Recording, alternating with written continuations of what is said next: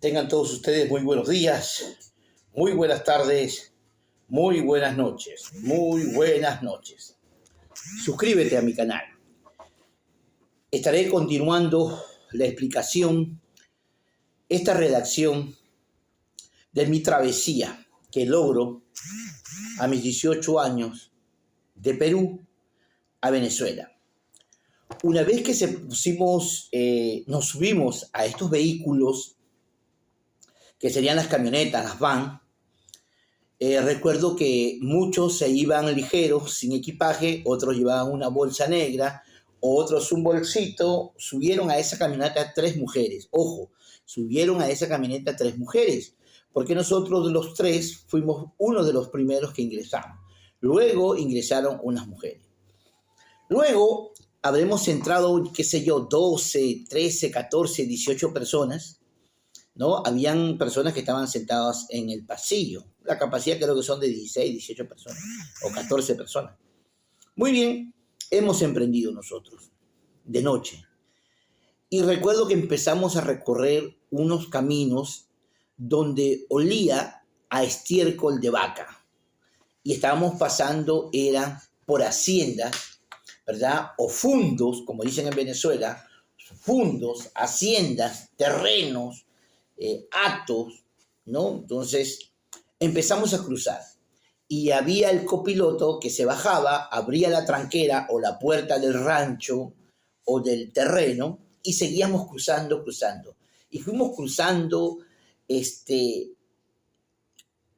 1 hora, 2 horas, 3 horas. Nos decían que no hagamos bulla, entonces estábamos incómodos porque se nos adormecían las piernas. La gente, algunos se tiraban peos, otros se ponían a llorar, otros estaban muy calladitos. Cuando se ponían a llorar tú sentías que se sentían los gemidos del llanto. Estas mujeres, había una que quería regresarse y la otra calladita decía, ¿cómo nos vamos a regresar? ¿Si dónde nos van a dejar? Y resulta que más o menos como a las 2, 3 de la mañana, porque había un amigo de 34 años, llevaba su reloj.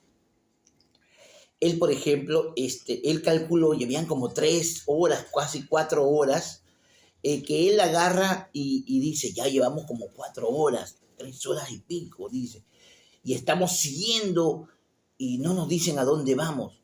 Entonces, como eso de las 4 de la mañana, ya en el llano, en la frontera, porque todo era monte, como dicen en Venezuela, monte y culebra, todo era monte y culebra. Entonces hemos llegado a un punto donde agarran y nos dicen, baje, y hemos bajado. Pero las 3 chicas no las bajaron, las dejaron en ese autobús. ¿Ya? La dejaron en esa van. Y al rato se va la van, viene la otra van con los otros y hemos bajado. Han bajado pues los otros. Y habremos estado pues como 20 personas, 24 personas. Entonces un colombiano le dice al otro, ¿no? Hablan en colombiano, ¿qué le habrá dicho? Yo supongo, se repartieron los grupos y empezaron a jalar, tú con tú. O sea, una mezcla de pasajeros de una camioneta con otra camioneta, y ellos han caminado hacia una casa que quedarían a cuántas, 5 o 6 cuadras, que se veía el bombillo, una cuestión alumbrada. Síganos, y han empezado ellos a caminar. Y nosotros sí nos hemos quedado en ese lugar. Entonces, hemos quedado en ese lugar. Recuerdo que ha salido un señor mayor con un machete, ¿no? Un machete, y ha pasado, ya se ha despertado y dice, ¿qué pasa? Le dice. La otra dice, no, que son amigos de X personas, ¿no? Entonces, ok, se ha metido nuevamente el señor. Entonces, nosotros nos hemos quedado allí, y nos hemos sentado allí. Entonces, ha empezado a esclarecer, ¿no? Azul oscuro, azul claro, celeste, blanco, pum. 5 o 6 de la mañana. Y nos hemos quedado allí.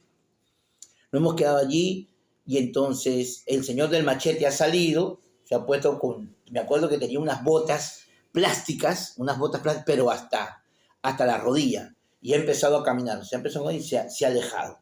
Se ha ido y se ha alejado. Entonces la muchacha, que era una señora, ¿no? Que era muy joven, una muchacha, ponte, 25 años, 28 años, 24 años. Era la mujer de este viejo, pues el señor era un viejo. Y entonces la gente preguntaba y decía, no, esa es la mujer, la hija. Entonces, no, entonces le preguntaron y resulta que no era la hija, era la mujer. Entonces era un señor, ponle de 50 años, con una muchacha de 22, 23, 24 años. Muy bien. Entonces ella agarra y nos dice, ustedes cenaron. Entonces muchos dijeron, sí, no. Y bueno, vamos a tomar café. Y ha preparado, ¿no? En fogón, con madera y piedras, ha preparado una olla. Y yo he visto cuando ella ha vertido el café sobre la olla, ¿sí? Con agua, y ha empezado a quemarse el café. Y cuando ha empezado a oler que el café se quemaba, ella lo ha retirado y lo ha endulzado, ¿no? Ha endulzado su café y lo ha colado, ¿no? Entonces ahí había un colador que parecía una media cochina marrón y ha pasado el café por allí. Y ya se ha caído en un recipiente.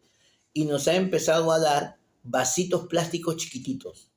Y algunos, como éramos bastante, ponte 12, 13 personas, en tacitas de barro, ¿no?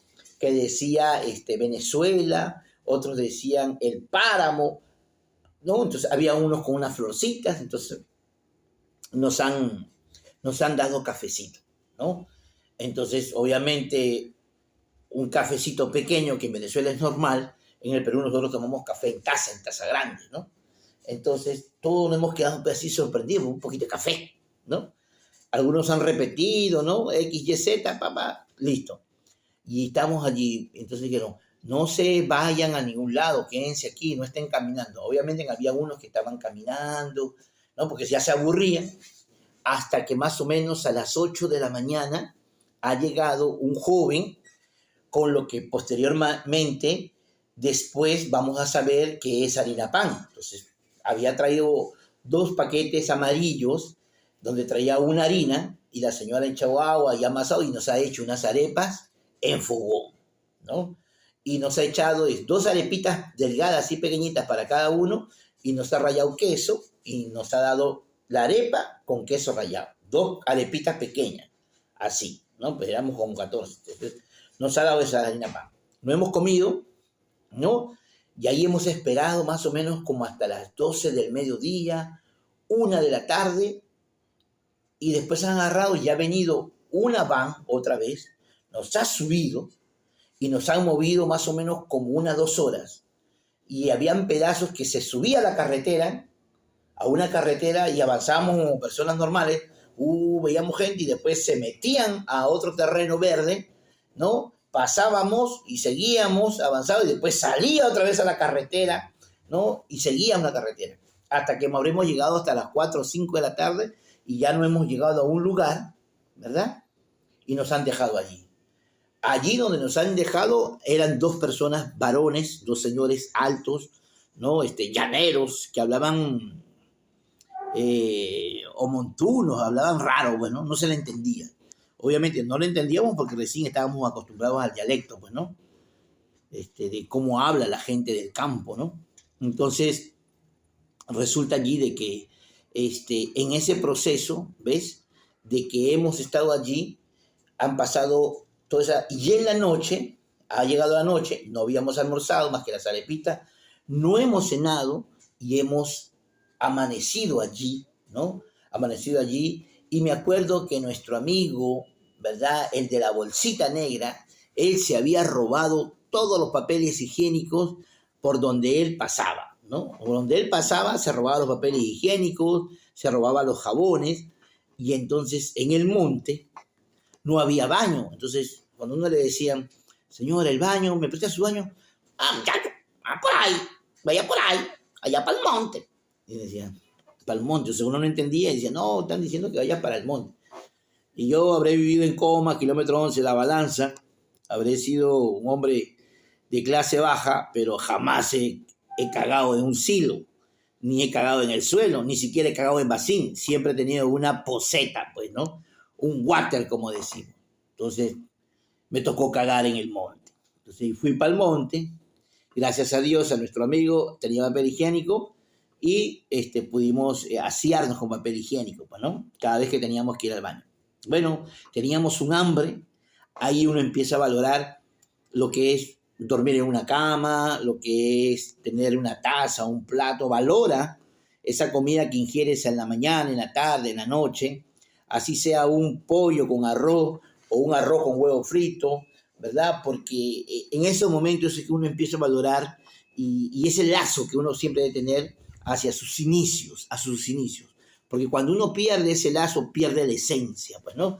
Pierde la esencia. Por eso es que cuando tú veas a un adulto mayor en la calle, trabajando, trata de apoyarlo, ¿no? Si no tienes para comprarle el dulce de 2 soles, de 5 soles, de 1 sol, regálale una moneda de 20 céntimos, ¿no? O dale unas palabras de aliento, ¿no? Entonces, obviamente que debe haber un problema social, familiar detrás de ese anciano, a través del mal comportamiento de él cuando ha sido más joven. Y lo otro es de que a su desesperanza, entonces se ha puesto a vender y necesita el apoyo, pues, ¿no?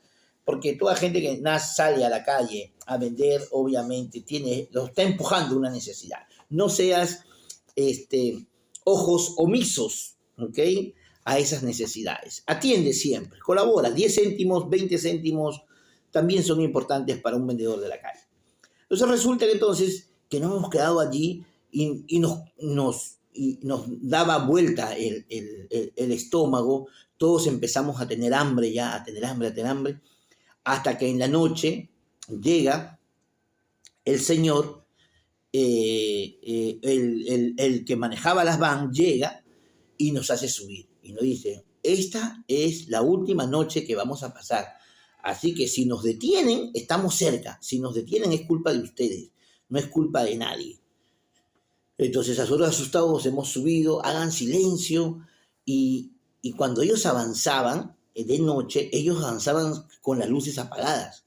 O sea, quería decir que ellos se conocían las rutas, se conocían los caminos y han empezado, ya pues, y nos han dejado a una parte, hemos viajado 4 o 5 de la mañana y nos han metido en un lugar a orilla de la carretera y nos han metido en una casa fea donde vendían comida, no, vendían galletas, chocolates, era como un kiosco. Son esas casitas que vas a ver por la carretera que venden golosinas, artesanía, ahí nos han metido. En eso nos han metido, éramos como 10, 12 nos han metido. Y entonces el tipo se ha parado allí, ¿no? Ya de noche, nos han dejado y nos han dejado con otra persona allí, ¿no? Habían otra persona, recuerdo que era una muchacha alta, blanca, muy, muy, muy buena moza, pero era así como una cajamarquina, ¿no? Una persona bella físicamente, pero sabías que su nivel cultural, por los ademanes que hacía y la forma de hablar, era una persona de bajo nivel cultural, a pesar de ser hermosa. Entonces, es algo que me sorprendió, pues, ¿no? Entonces, agarro y ella solventa y empieza a subir y nos llama, ¿no? ¿Quiénes están? Son hermanos, son primos. Entonces empezó a identificar, ¿no? Para irse con grupo. Y entonces ahí, en ese momento, nos han entregado un comprobante de cédula amarillo que decía tu nombre, tus apellidos y tu número de DNI, tu número de cédula de identidad, ¿no? Y te decía la ciudad donde tú supuestamente tenías que llegar, ¿no? Entonces, a mí decía, por ejemplo, Puerto Ordaz, Ciudad Guayana, ¿no? Y el número era un número inventado, ¿ves? Por ejemplo, el mío me recuerdo que era 81035401. 81035401, decía, ¿no? El número de la cédula. Esa cédula era una cédula chimba, es una cédula falsa, pero que era original. Vuelvo a repetir, era una cédula que el documento tenía un serial totalmente legal y el papel era perfectamente legal. Lo que pasa que eran los datos, eran falsos. Era mi nombre, pero yo no estaba registrado. Si recién estaba entrando, no estaba registrado. Era una cédula chimba. Y ellos te subían, ¿verdad?, al autobús y uno subía al autobús. Uno subió al autobús, la señora pagó de los pasajes y se fueron 3. Después vino otro y se fueron como 4. Después vino otro y se fueron como 4. Después vinimos nosotros y a nosotros nos suben 3. Solamente los 3. Los 3 que éramos del barrio. Y nos subieron los 3, papá. Entonces el tipo mayor se subió en un asiento, el otro negro se subió al otro asiento y yo en otro asiento, separados, ¿no? Entonces, papá, y ya hemos ido. Y hemos llegado a Caracas. Y a Caracas, Nuevo Circo. Hemos llegado a Nuevo Circo. Y llegamos a Nuevo Circo, eso es de las 4:30 de la tarde, 5 de la tarde, ya iba a oscurecer. Entonces hemos viajado, qué sé yo, como 8, 9, 10 horas, ¿no? Entonces, ¿dónde estaríamos? ¿A dónde nos habrían llevado? No sabemos. Lo cierto es que cruzamos la frontera por los caminos verdes, 2 días, ¿no? Se demoró, estuvimos todas esas horas reposando y ahí hemos llegado a Caracas, al nuevo sitio. En la entrada de Caracas, obviamente, allí yo empiezo a observar la ciudad y yo pensaba que estaba en Estados Unidos. Mírame bien y escúchame bien, hermano venezolano, peruano, ecuatoriano, chileno, argentino, paraguayo, uruguayo. Cuando yo empecé a ingresar a la ciudad de Caracas, por una parte que le llaman la bajada del Tapón, o la curva del Tapón, o la autopista del Tapón, o el distribuidor del Tapón, ¿ok? Ya posteriormente, ¿no? Uno va bajando y va viendo ese coñazo de cerros, con un coñazo de gente prendida de los cerros. Esos eran los barrios de Caracas. Pero la autopista era una autopista hermosa, limpia, pintada, con semáforos, con el rojo, con el verde, con el amarillo, que funcionaba en forma cautelosa. Y esos venezolanos que estaban en el autobús, todos me parecían igualitos. Era como si estuviera en China. Todos los chinos se parecen, igual. Todos los venezolanos para mí se parecían todititos. Todos eran altos, morenos, algunos blancos, otros trigueños, cachetones, con bigote. Y siempre el pelo hacia atrás, ¿no? Ensortijado. Y tenían la trompa como negro, ¿no? Entonces, yo los miraba y veía de que eran de una raza diferente, ¿no? Y para mí todos eran igualitos, todos pensaban que eran hermanos y primos, familia. Entonces, hemos llegado y hemos ido pasando por Caracas y Nuevo Circo queda cerca, en el centro de Caracas prácticamente, de Nuevo Circo, eso creo que ya no existe. Y por ahí vi la Plaza Venezuela, pasé por unos edificios enormes, que creo que tienen como 50 pisos, ¿no? 50 pisos, 100 pisos, que posteriormente eso se llamaría las Torres del Silencio, así le llaman, las Torres del Silencio. Y para llegar por ahí había que pasar un distribuidor, que cada carretera tiene como 8 canales, 6 canales. Entonces eso yo no lo había visto, una carretera inmensa que parecía un río, lleno de carros nuevos. Y yo decía, ¿dónde están los carros viejos? No había carro viejo. 1991, julio de 1991, 1 de julio de 1991, yo llego a Caracas y a Caracas llegué.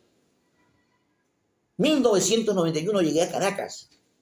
Y cuando he llegado a Caracas y veo todo este fenómeno sociocultural económico que me parece extraordinario, sorprendente para un joven de 18 años que había estudiado en Lima, que era de un barrio, que me había codeado con la clase media, que se iba perdiendo esa clase media en el Perú.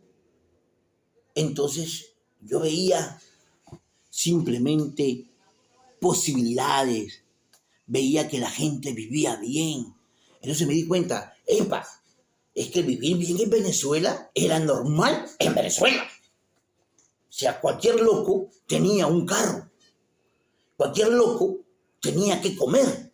Cualquier loco podía comprar comida y podía vestir bien.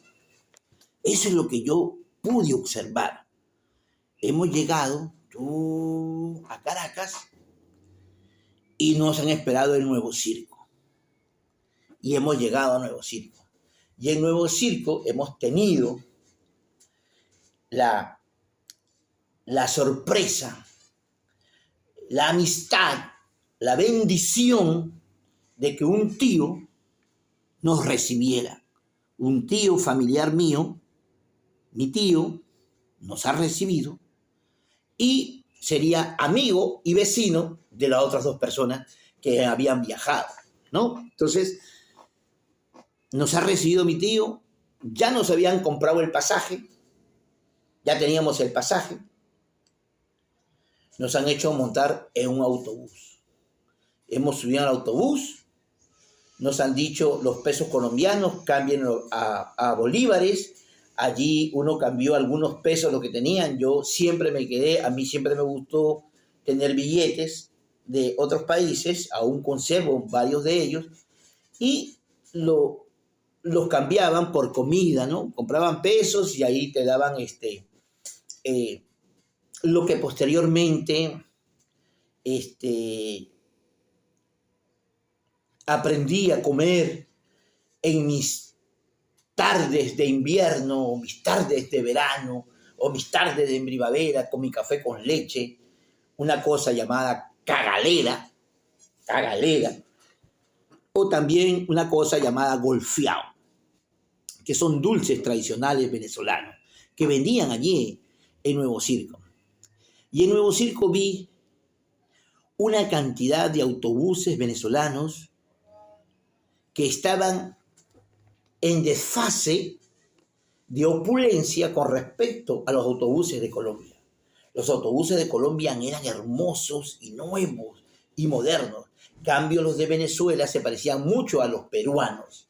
Bien acomodados, bien conservados, pero se veían que eran viejos de la época de cómo era Perú, ¿no? De lo como yo había observado en el Perú. Y bueno, el tío nos saluda, se despide de nosotros y nos da la buena aventura porque mi tío vivía en Caracas. Entonces, nos hemos quedado allí y nos ha dicho, el autobús sale a las 7. Y eran como las 5:45 y hemos estado ahí dentro del autobús, no hemos bajado, no, nos dijo, no se vayan, no bajen a los servicios higiénicos porque ahí los agarran, se dan cuenta quiénes son extranjeros y te roban, te atracan. Entonces ya pues uno se quedó allí tranquilo, algunos con ganas de cagar, otros con ganas de orinar, pero nos quedamos allí nuevamente en una ciudad diferente que quedaba exactamente cerca de 35.000 kilómetros de Lima. Caracas queda a 35.000 kilómetros lejos de Lima. Y yo supongo que habremos recorrido unos 40.000 kilómetros más o menos. Eso es lo que hemos recorrido, ¿no? Unos 40.000 kilómetros. Bueno, hemos llegado allí a Caracas. Y en Caracas empezabas a escuchar diferentes dialectos, ¿no? Por ejemplo, ese, ¿qué es lo que es? Convive, cuéntamelo, chamo, siéntate bien, vale. Y otros que decían, parcero, es que usted que no respeta, ¿no? O otros que decían, muchacho, ¿cuánto vale eso? Muchacho, ¿no? Entonces, esos tipos de dialectos diferentes. Habíamos llegado a la capital del primer productor de petróleo de América Latina, Caracas. Ahí habíamos llegado. Entonces, era normal que la gente migre y tenga ese traslado de ciudad a ciudad, Han llegado a las 7 de la noche, se han subido el chofer y el copiloto, han prendido en su carro, el tipo ha revisado todo, nos ha pedido nuestro cédula de identidad. Entonces, mi amigo decía, yo no tengo cédula de identidad. Y entonces el tipo le dijo, usted no puede viajar si no tiene cédula de identidad. Y si va a viajar, más adelante lo va a bajar la Guardia Nacional. Bueno, entonces ahí es donde nosotros aprendimos que no era cédula de identidad, era el comprobante. Entonces él le saca el documento y dice, este es su comprobante. ¿Y cuál es su número? Y entonces el tipo no se sabe el número, no se lo ha aprendido. Y entonces le dice, apréndaselo, porque si no más adelante lo van a bajar. Entonces, ve, el mismo joven sabía que nosotros éramos peruanos indocumentados y que subíamos, o que tal vez recién nos habían sacado nuestro DNI, pues, ¿no? Entonces, ahí nos aprendimos nuestros números, teníamos que aprendernos nuestra ciudad, la dirección que teníamos y los trabajos falsos, entre comillas. Bueno, y ahí hemos empezado, ¿no? Entonces, allí es donde a mi amigo, el mayor, una gente le dice, lo que pasa es que ese es un veneco. Ese veneco, le dice al peruano. Y el peruano se siente halagado porque lo han confundido como veneco, como venezolano, porque le dijeron veneco. Pero la palabra veneco no tiene que ver con esa connotación. Y yo aquí les voy a establecer de dónde viene la palabra veneco, la etimología de la palabra veneco como producto de un fenómeno social. Muy bien. Es importante que sepas de que Venezuela, a partir de una dictadura de Pérez Jiménez, un venezolano nacionalista dictador, él dio apertura al capital norteamericano para que ellos llegaran a Venezuela y realizaran unos estudios geológicos para ver los suelos de Venezuela. Y habían descubierto ya que existía petróleo. Entonces, cuando él da la concesión, empiezan a descubrirse los pozos de petróleo. Con ese dinero, donde un barril de petróleo costaba $4, $4.3, $5, $2.50, $0.5 en su proceso de subida y bajada, en esa etapa, ellos empezaron a construir un país, una sociedad donde las carreteras eran hermosas, donde existían edificios de 100 pisos, de 50 pisos, en los años 1980, donde crearon una universidad hermosa y grande con coliseos y estadios que hasta ahora funcionan, como es el estadio de la UCB y el estadio universitario.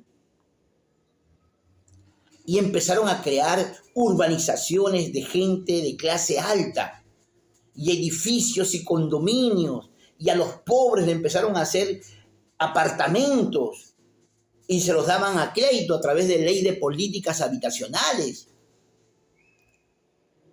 Entonces fue un país que empezó a industrializarse en el sur oriente de Venezuela, en los estados de Valencia, Carabobo, donde existe lo que es la producción, la industrialización de la tecnología en Venezuela. Para ti, hermano venezolano, para ti, hermano peruano, que usted no conoce, Venezuela. En Venezuela hay una zona industrial donde se fabrican neveras, cocinas, lavadoras, microondas, motores de tractor, motores de camiones, donde se ensamblan motores de aviones en los años 1980. Yo no existía, yo no había llegado aún, sí existía, pero no había llegado aún a Venezuela. Y eso ya sucedía en Venezuela, eso ya se realizaba en Venezuela, a partir de una dictadura nacionalista real, con este señor que empieza, el famoso Pérez Jiménez, el gran dictador, pues, ¿no? Pero esta persona logró un avance para su país. Como era un país rico, los países fronterizos empezaron a migrar hacia Venezuela. ¿Quiénes fueron los primeros migrantes? Los colombianos. Pero los colombianos empezaron a migrar los de la frontera. Pero nunca te olvides que las fronteras siempre van a ser culturalmente amigas y culturalmente iguales. Por lo tanto, había muchísima gente que porque Colombia, las carreteras eran hermosas por el motivo de la droga y el tráfico de drogas, la economía a nivel de bienestar social no era buena. ¿Qué hacían? La gente cruzaba la frontera a Venezuela y paría o daba a luz a sus hijos, porque el gobierno venezolano le daba la nacionalidad, su partida de nacimiento en Venezuela, y les regalaban cuna, ropa para el recién nacido, pañales desechables cuando aún recién salían los pañales desechables. Eran las políticas de gobierno de esa época en Venezuela. Los fronterizos cruzaban, nacían sus hijos y de nuevo se regresaban a su país, a Colombia. Eso se fue difundiendo en Colombia. Entonces había mucha gente que venía, cruzaba la frontera y tenían sus partidas de nacimiento. Eran venezolanos de nacimiento, de padres colombianos. Esa es el fenómeno social del actual burro llamado Nicolás Maduro. Ese burro es un veneco. Él es veneco. Entonces, era un colombiano que lo hicieron nacer en Venezuela. O peor aún, habían venezolanos que nacían en Venezuela. Perdón, que nacían en Colombia, los hacían cruzar hasta los 7, 8 años, cruzaban, le sacaban sus documentos como venezolanos y los regresaban. Porque eso era un fenómeno social.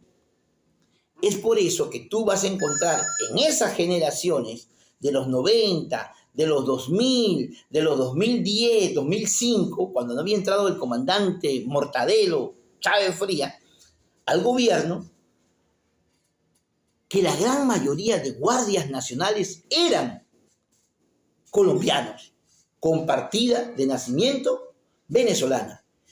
Ellos son los venecos. ¿Y quién le puso esa palabra de veneco? Los mismos venezolanos. Los venezolanos que sabían esa realidad y los extranjeros que sabían esa realidad le decían veneco al venezolano que hablaba como colombiano y tenía cédula de venezolano, pero sus padres eran colombianos. Sabían de que esa gente venía de la frontera, de Ureña, de la frontera con Venezuela, Colombia. Entonces, esos pueblos fronterizos de Rubio, por ejemplo, Rubio es frontera con Venezuela. Esos pueblitos, esos son los venecos.